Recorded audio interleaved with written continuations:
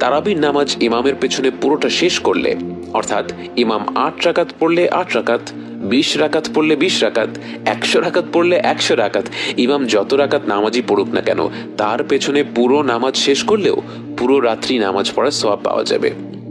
কিন্তু এ ব্যাপারে কোনো সন্দেহ নেই যে ইবাদতের ক্ষেত্রে রাসূল সাল্লাল্লাহু আলাইহি ওয়াসাল্লামের মনোযোগ ছিল সৌন্দর্য ও আন্তরিকতার দিকে। তিনি নামাজে লম্বা লম্বা সূরা তিলাওয়াত করতেন এবং রুকু এবং সেজদাতে দীর্ঘ সময় নিয়ে দোয়া করতেন। নামাজে দাঁড়িয়ে সূরা পড়ার সময় জাহান্নামের আয়াত আসলে তিনি তিলাওয়াত থামাতেন, থামিয়ে আল্লাহর কাছে জাহান্নামের আগুন থেকে রেহাই চাইতেন। জান্নাতের আয়াত আসলে আল্লাহর কাছে জান্নাত লাভের জন্য দোয়া করতেন। তার ইবাদতের প্রতিটি উচ্চারণেই ছিল আন্তরিকতা, আল্লাহর সাথে ঘনিষ্ঠ সম্পর্ক তৈরির চেষ্টা। আমরা অনেকে ভাবতে পারি আমাদের তো বড় বড় সূরা মুখস্থ নেই, আর যা মুখস্থ আছে সেগুলোর মানেও বুঝি না। এ ব্যাপারে কোনো সন্দেহ নেই যে আমাদের উচিত হবে এখন থেকে যেসব সূরা মুখস্থ আছে সেগুলোর শাব্দিক অর্থ নিয়ে পড়াশোনা করা এবং নতুন নতুন সূরা মুখস্থ করা। কিন্তু এই শেষ 10 রাত্রি যেহেতু চলেই এসেছে, আমরা এই সময়টায় রুকু এবং সেজদায় বেশি বেশি দোয়া করার মাধ্যমে আমাদের নামাজকে সুন্দর করে তুলতে পারি। বিশেষ করে সেজদা করার সময় বান্দা আল্লাহ তাআলার সবচেয়ে নিকটে থাকে। এই সময় আমাদের উচিত মন খুলে দোয়া করা। সুবহান রাব্বিয়াল আলা 3 বার বলার পর আপনার দুনিয়া এবং আখিরাতের যা কিছু প্রয়োজন আল্লাহর কাছে চাইতে থাকুন। আপনি মন খুলে দোয়া করতে পারছেন না, মনটা শক্ত হয়ে আছে, অসুবিধা নেই।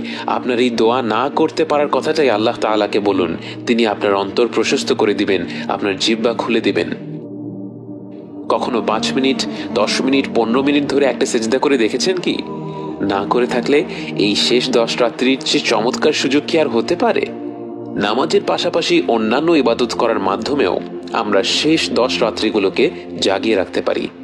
আয়েশা রাদিয়াল্লাহু তাআলা আনহা যখন রাসূল সাল্লাল্লাহু আলাইহি ওয়াসাল্লামকে জিজ্ঞেস করলেন, আমরা যদি লাইলাতুল কদর পেয়ে যাই তখন আমরা কি দোয়া করব?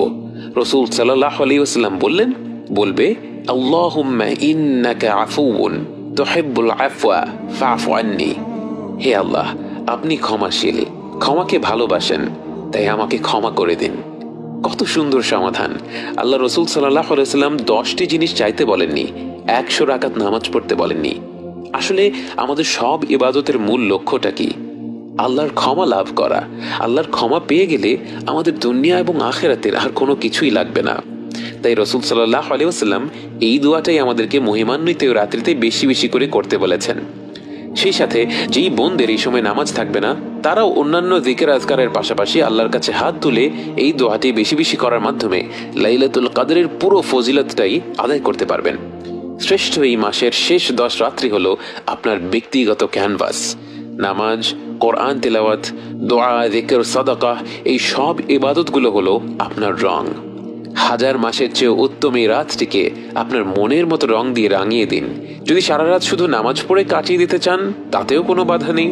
যদি একটু আধটু করে ঘুরে ঘুরে বিভিন্ন ইবাদত করতে চান তাতেও কোনো বাধা নেই। এই রাত জুড়ে গোটা মহাবিশ্বের কানায় কানায় ফেরেশতা দিয়ে ভরে যায়। তারা তাদের রবের ইবাদত করতে থাকে, গুণগান গাইতে থাকে। 10টি রাত তাদের সাথে যোগ দিন, অনন্তকাল এর প্রতিদান উপভোগ করুন। আল্লাহ আমাদের সবাইকে লাইলাতুল কদর পাওয়ার এবং ইবাদত দিয়ে জাগিয়ে তোলার তৌফিক দিন। আমিন।